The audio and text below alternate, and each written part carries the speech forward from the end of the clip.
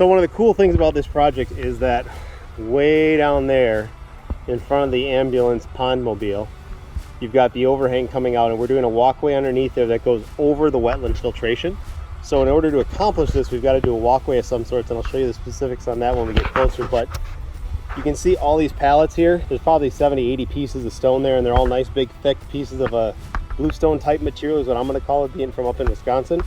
So what we decided to do was lay this out and just kind of create a template, and this is what we came with. So you see those channels that are going in between all the stones? Water is actually going to be upflowing through from a wetland over there, a wetland over here, and as the water flows, it's going to make its way through these cracks and underneath the stone. So we've got the homeowner was involved, all four of us were involved, so we finally got something that'll work out well. It's going to be a very eclectic design. You can see instead of just being formal stepper, formal stepper, formal stepper, we maximized the natural shape of each of the stones. We didn't have to break any of these, so we're going to have water trickling through in all these, and it's going to be nice. And in addition to that, there's also going to be 1-watt spotlights that are going to be shining underneath, so these will kind of glow on their own, and they'll be on a separate transformer circuit so that we can keep those going all the time even when the rest of the lights are off, like a gazelle.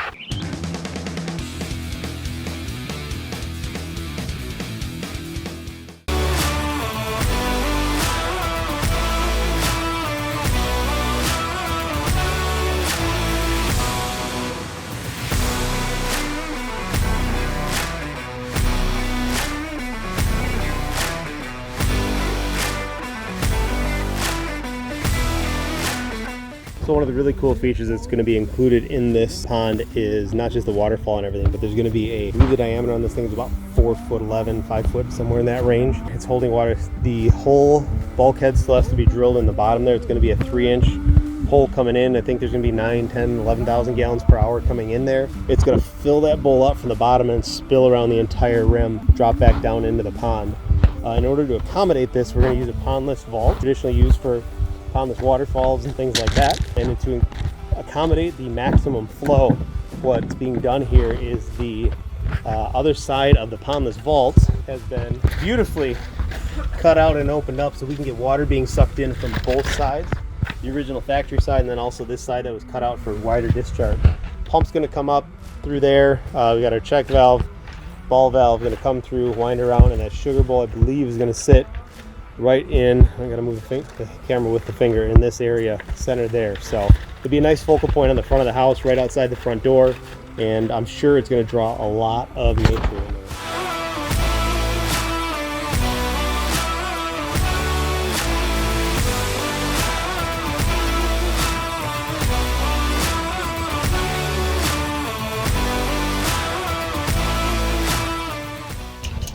Good morning, day 5 overall, day 3 for Fat Damien here.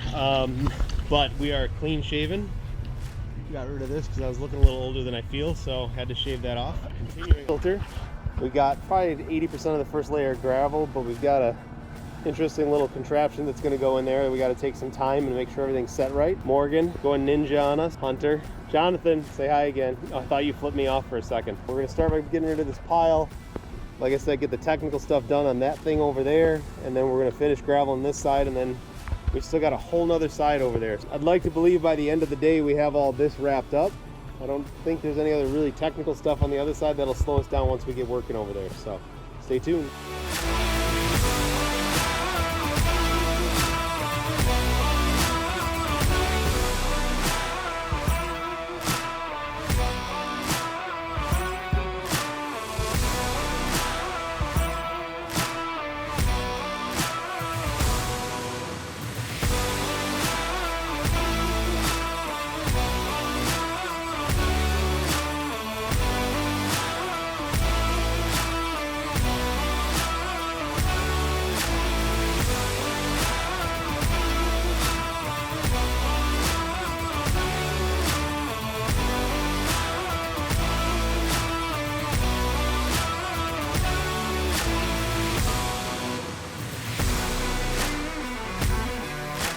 Alright, so as one of the modifications we have here, as we discussed before about the sugar bowl, which is approximately 5 feet in diameter, we want to make sure that this thing is supported and stable and is as level as possible for as long as possible.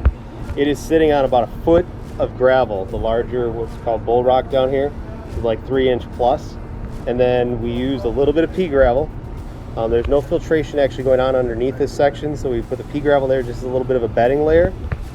And we put together 3 aqua blocks, 2 large, 1 on each side, and then we got a small one in the middle, not so much for structural support, but just for a channel or a sleeve for the piping to go through, and also to keep these 2 large aqua blocks from mushing together and throwing off our base.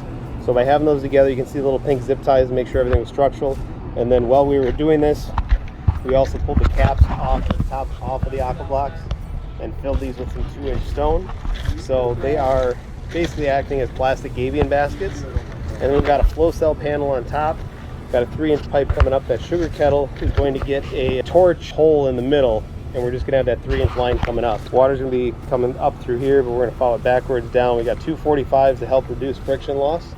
That 3-inch pipe coming up here, and again another 45 as opposed to 90s. Again, keep that friction as low as possible, and then scaling down to a 2-inch as we go into the pump vault, where we've got a ball valve just in case for some reason need to turn it down, and then the check valve, and we'll hook up the pump as soon as that thing gets here. So that is how we are plumbing up and stabilizing a large bubbling feature. I think it's going to work out really, really well.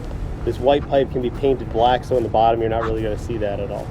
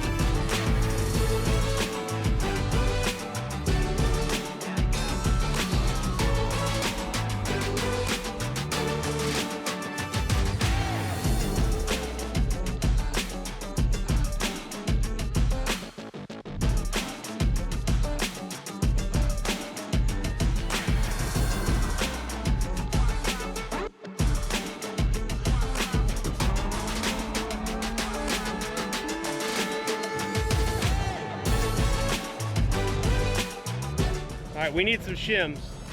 I think we got the right man for the job. The only one wearing safety glasses.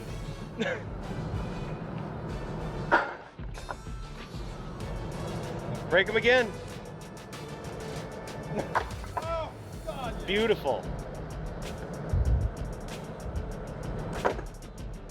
Oh, fantastic. Do you need to take a bow or a curtsy or anything, or?